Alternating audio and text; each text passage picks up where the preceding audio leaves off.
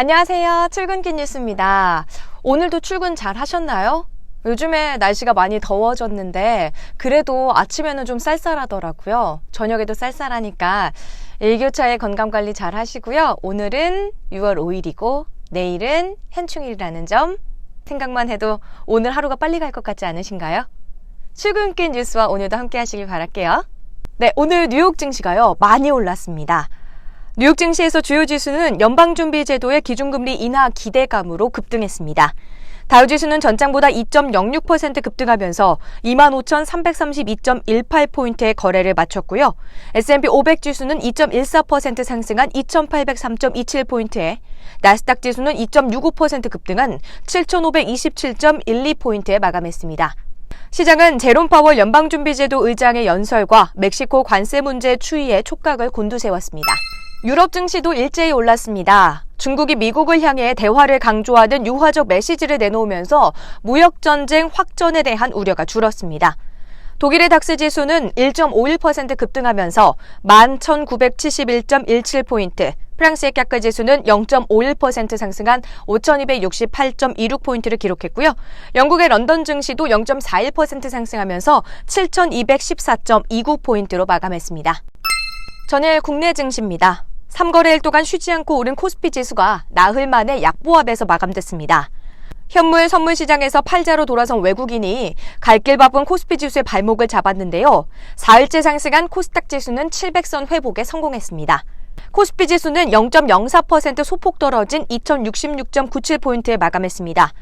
코스닥 지수는 전거래일 대비 0.72% 오른 702.53포인트에 장을 마쳤습니다.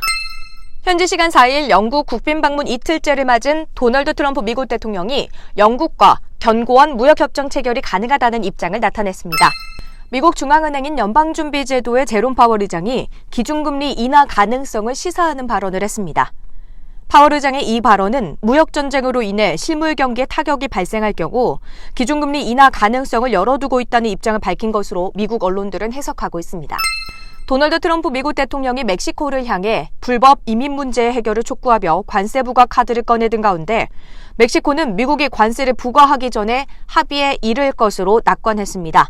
안드레스 마누엘 로페스 오브라도르 멕시코 대통령은 정례 브리핑에서 미국이 멕시코 수입품에 대해 5% 관세를 부과할 예정인 오는 10일 이전에 양국이 합의에 도달할 것 같다고 밝혔다고 텔레비사 방송 등 현지 언론이 전했습니다.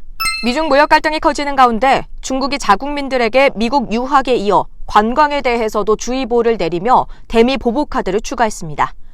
무역 마찰에서 시작된 미중 갈등이 이제는 사실상 외교, 군사, 문화 등 전 분야로 전선을 넓히는 분위기입니다. 헝가리 부다페스트 도심의 다뉴브 강에서 한국인 33명 등 총 35명을 태운 유람선 허블레아니호가 침몰한 사고가 일어난 지 8일째인 5일 선체 인양을 위한 본격적인 준비가 시작됩니다.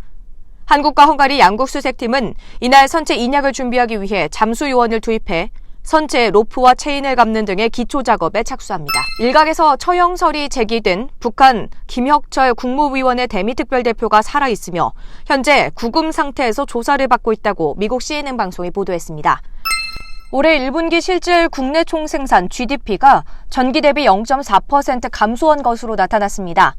4월 말 발표한 속보치보다 0.1%포인트 하향 조정된 것입니다. 특히 물가 상승이 반영된 명목 GDP는 전기 대비 0.8% 감소해 20여 년 만에 처음으로 2분기 연속 마이너스 성장률을 기록했습니다.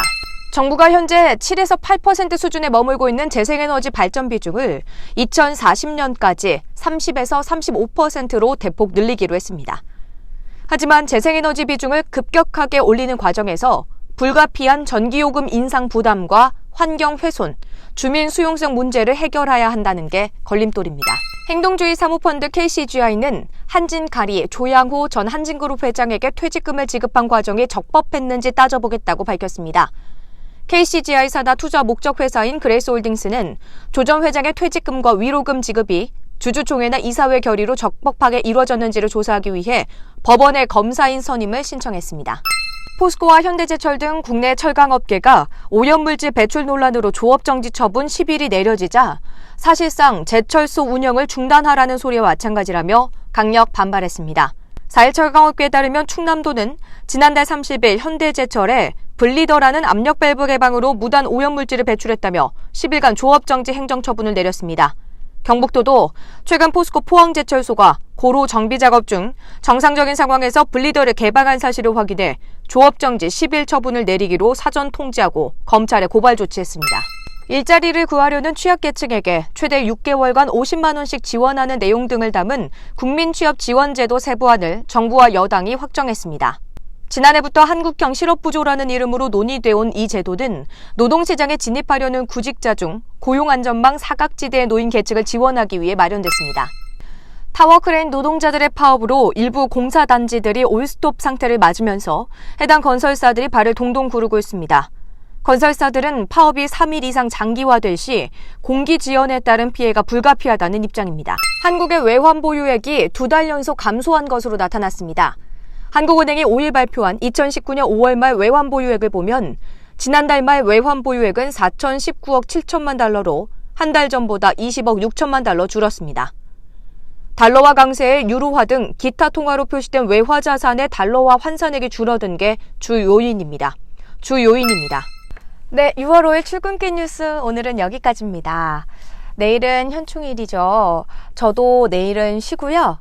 그리고 금요일에 출근길 뉴스 찾아뵙도록 하겠습니다. 오늘 하루도 잘 마무리하시기 바랄게요.